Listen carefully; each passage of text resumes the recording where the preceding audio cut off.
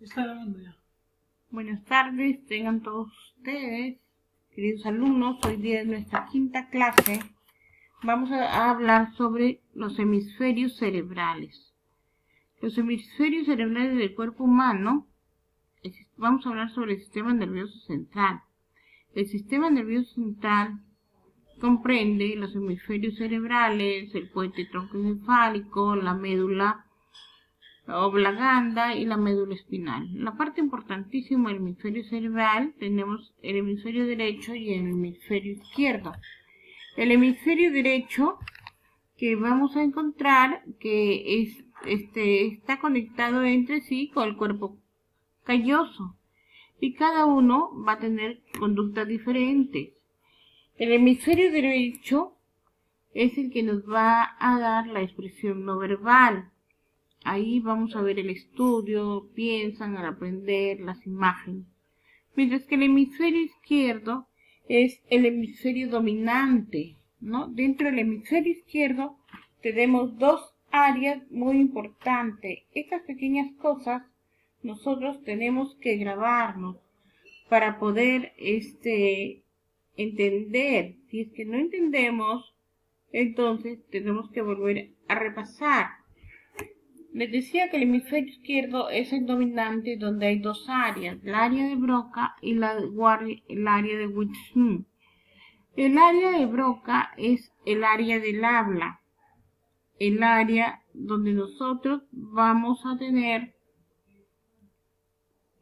donde nosotros nos va a permitir hablar, mientras que el área de Wisnik es la comprensión del lenguaje. Esta parte izquierda del hemisferio es la parte más importante, donde la persona va a tener capacidad y análisis de razonamiento, del aprendizaje, ¿no? Entonces, eso es muy importante que nosotros entendamos. El diencéfalo, ¿no? Y el mesencéfalo es una estructura que contiene varias partes del cerebro. Cada una está dividida con el tálamo. La mayoría de estas estructuras se van a derivar de una vesícula llamada diencéfalo, ¿no? Y esto también existe una glándula que es parte del diencéfalo. El diencéfalo contiene varias partes del cerebro y va a contener el tálamo, que es una parte muy importante del cerebro y que nosotros tenemos que estar muy conscientes. El sistema nervioso central tiene neuroreceptores que van a ser los canales de sodio que se van a abrir cuando los iones son positivos y van a fluir hacia adentro. También tenemos una sinapsis de las glándulas excitadoras, moduladoras y de las glándulas inhibidoras. Las sinapsis inhibidoras tienen neuroreceptores que van a ser los canales de cloruro.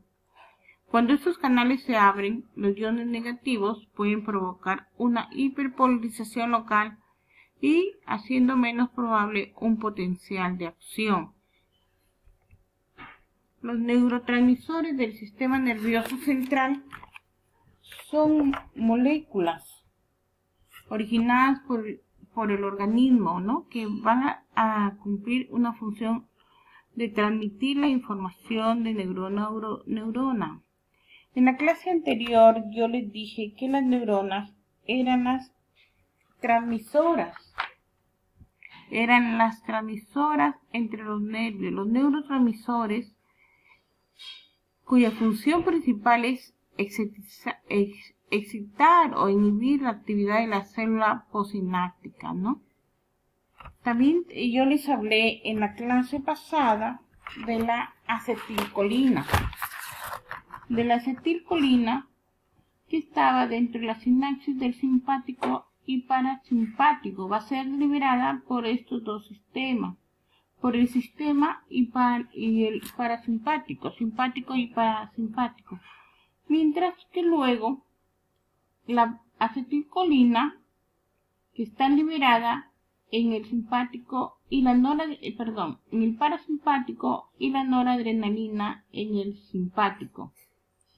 Aunque tenemos que pensar que la inervación de la mayor parte de todos los órganos del cuerpo se va a dar en la médula, en los riñones, en los músculos y en las glándulas sudoríparas, donde se van a inervar también por el nervio simpático.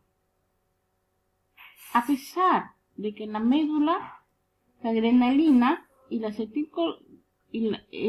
adrenalina y la glándula sudorípara es el neurotransmisor, va a ser su acetilcolina, mientras que en las glándulas sudoríparas el neurotransmisor va a ser la adrenalina. En los fármacos antiepiléticos ya sabemos nosotros que la epilepsia se caracteriza por ser una enfermedad que presenta las crisis convulsivas. Cada crisis convulsiva va a dañar a muchas neuronas del sistema nervioso central. Por eso es importante que nosotros tratemos de que la convulsión sea atendida lo más pronto posible, ¿no? Si nosotros vemos que una persona convulsiona, tenemos que colocarle rápidamente un fármaco antiepilético. Si estamos en el hospital, pues, no administrar un diazepam, teniendo cuidado siempre de que el diazepam puede producir también una parada cardíaca. Si estamos en casa, es importante que todas las personas que convulsionen tomen su medicación anticonvulsivante en un horario indicado. Estas personas deben tener su control médico periódico, ¿no? Y deben tratar de tener pues una vida tranquila, sana. Tenemos que tratar de dar los cuidados de enfermería a estos pacientes, ¿no?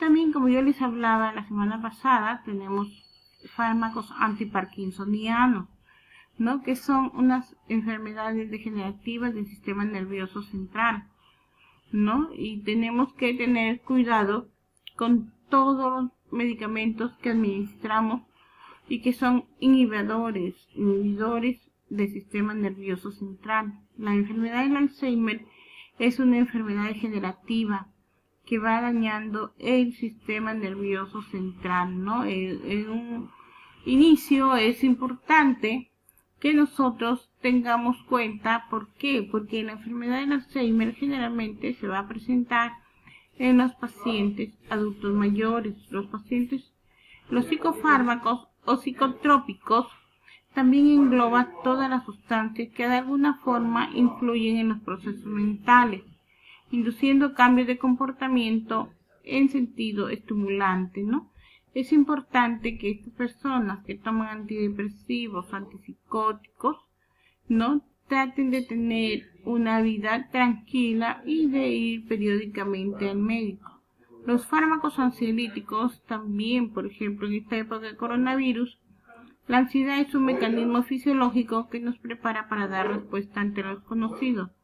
Nos va a poner en un estado de alerta con el fin de superarlo. Es importante que los ansiolíticos sean también administrados por un médico. Recuerden que no debemos automedicarnos, ¿no?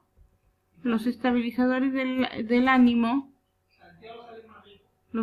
generalmente se va a dar en los pacientes con problemas psiquiátricos, con trastorno bipolar.